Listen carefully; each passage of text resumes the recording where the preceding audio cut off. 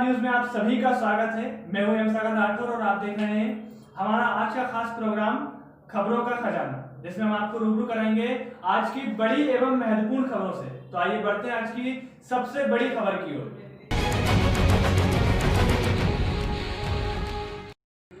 नए कृषि कानूनों के खिलाफ किसानों के आंदोलन का गुरुवार को 22वां दिन है। किसानों को सड़कों से हटाने की अर्जी पर सुप्रीम कोर्ट के चीफ जस्टिस एस.ए. बोबड़े की बेंच में गुरुवार को दोबारा सुनवाई हुई।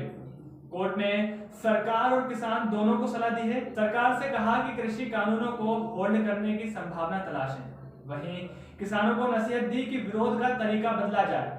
चीफ जस्टिस ने कहा कि हम भी भारतीय हैं, हम किसानों की हालत से वाकिफ हैं, आपके मकसद से हम हमदर्दी भी रखते हैं, आपको सिर्फ अपने विरोध का तरीका बदलना है। हम भरोसा देते हैं कि आपकी बात जरूर सुनी जाएगी।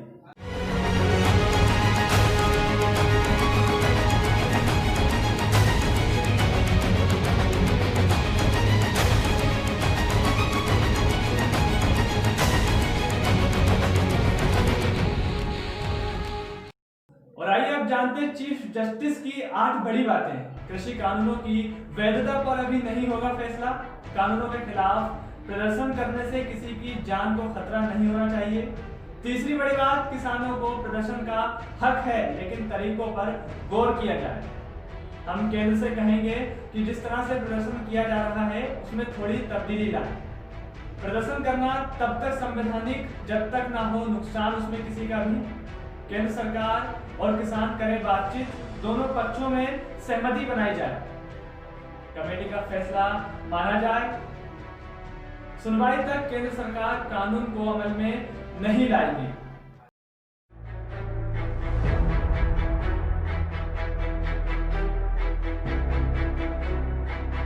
केंद्र ने कहा, ये लोग गांव में जाएंगे तो कोरोना फैलाएंगे। पंजाब सरकार की ओर से पेश वकील पी चिदम्बरम ने कहा कि कई किसान पंजाब से हैं। अगर किसानों और सरकार के बीच बातचीत के लिए कुछ लोगों को जिम्मेदारी दी जाती है तो पंजाब सरकार को इस पर ऐतराज नहीं है। किसानों और केंद्र सरकार को फैसला करना है कि कमेटी में कौन रहेगा। सुप्रीम कोर्ट की टिप्पणियां सुनने के बाद अटॉर्नी जनरल के वेणुगोपाल ने कहा कि इन प्रदर्शनकारियों में से कोई भी मास्क नहीं पहनता। ये समूह में बड़ी तादाद में बैठते हैं। चिंता कोरोना की है। ये लोग गांव में जाएंगे और वहां कोरोना फैलाएंगे। किसान दूसरों के बुनियादी हक का हनन नहीं कर सकते। जब सुप्रीम कोर्ट ने सरकार से कानून को अमल में लाने पर रोक लगाने के बारे में विचार करने को कहा कि अटॉर्नी जनरल ने पूछा, अगर ऐसा हुआ तो किसान चर्चा करने के लिए नहीं आएंगे।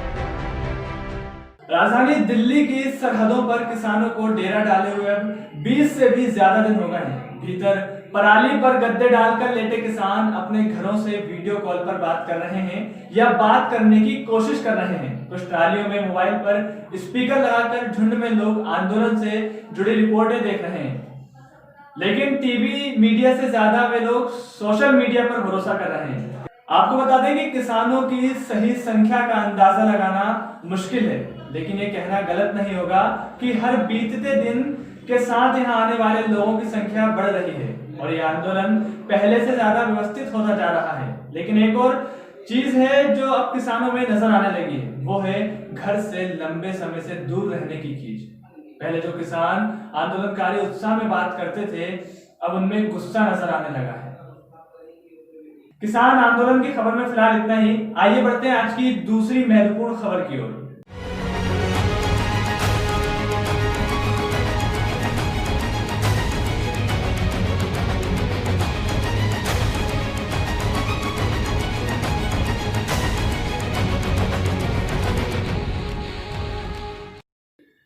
प्रधानमंत्री नरेंद्र मोदी और बांग्लादेश की पीएम शेख हसीना ने गुरुवार को भारत बांग्लादेश वर्चुअल समिट में शिरकत की।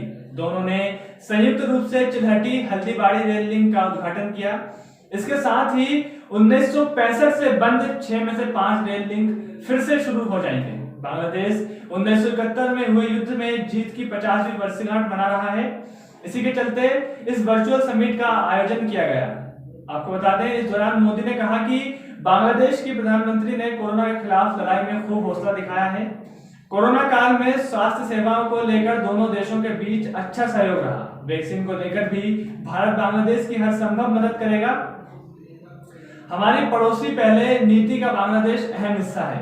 प्रधानमंत्री ने कहा कि कोरोना काल में स्वास्थ्य सेवाओं को लेकर दोनों देशों के बीच अच्छा सहयोग रहा। वैक्सीन को लेकर भी भारत बांग्लादेश की हर संभव मदद करेगा।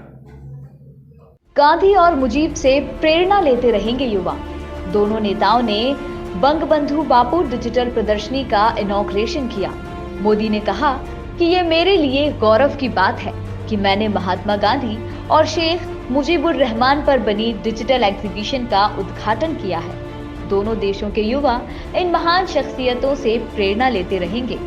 वहीं हसीना ने 1971 की जंग में शहीद हुए भारतीय सैनिकों को श्रद्धांजलि दी।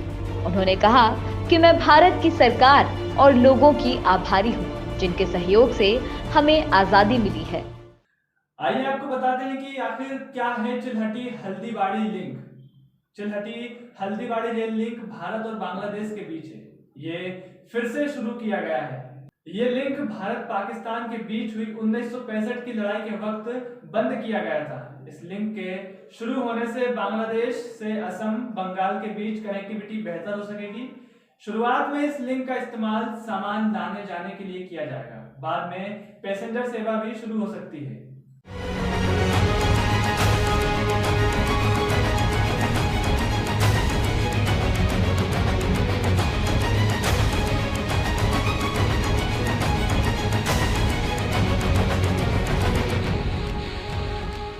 खास कार्यक्रम खबरों के खजाने में तीसरी बड़ी खबर संसद भवन से है।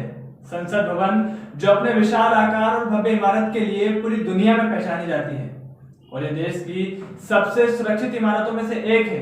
अब जल्द ही इसके पास नए संसद भवन का निर्माण होने जा रहा है।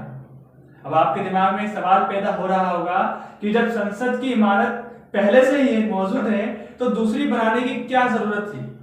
तो आइए हम आपको बताते हैं इसकी असली वजह।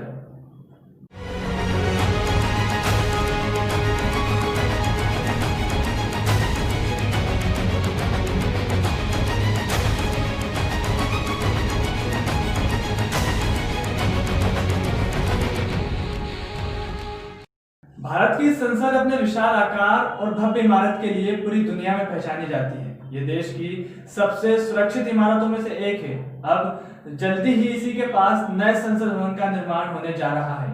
नई इमारत बनाने का एक महत्वपूर्ण कारण यह है कि मंत्रालयों के ऑफिस अलग अलग जगहों पर हैं।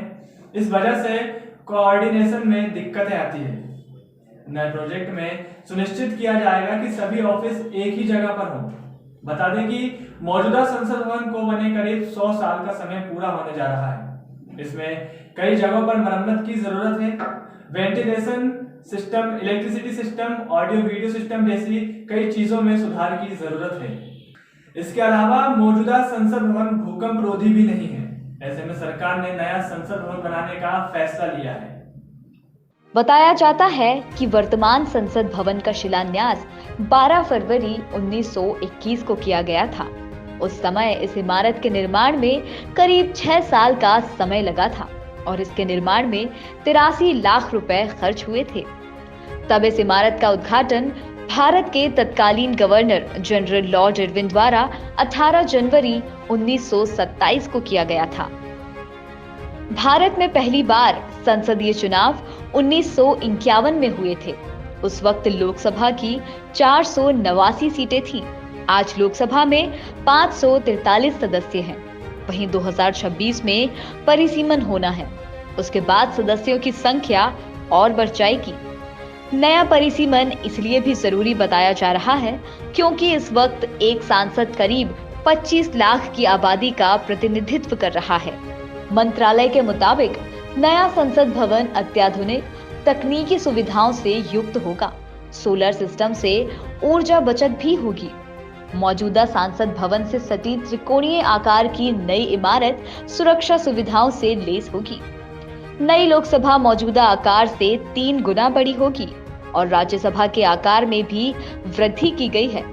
नए भवन की सज्जा में भारतीय संस्कृति, क्षेत्रीय कला, शिल्प और वास्तुकला की विविधता का समृद्ध मिला जुला स्वरूप होगा। डिजाइन योजना में केंद्रीय संवैधानिक गैलरी को स्थान दिया गया है। आम लोग इसे देख सकेंगे। हमारे खास प्रोग्राम में आज के लिए बस इतना ही। कल फिर मुलाकात होगी कुछ नए मुद्दों के साथ। तब तक बने रहिए हमारे साथ और देखते रहिए संवाद न्यूज। नमस्कार।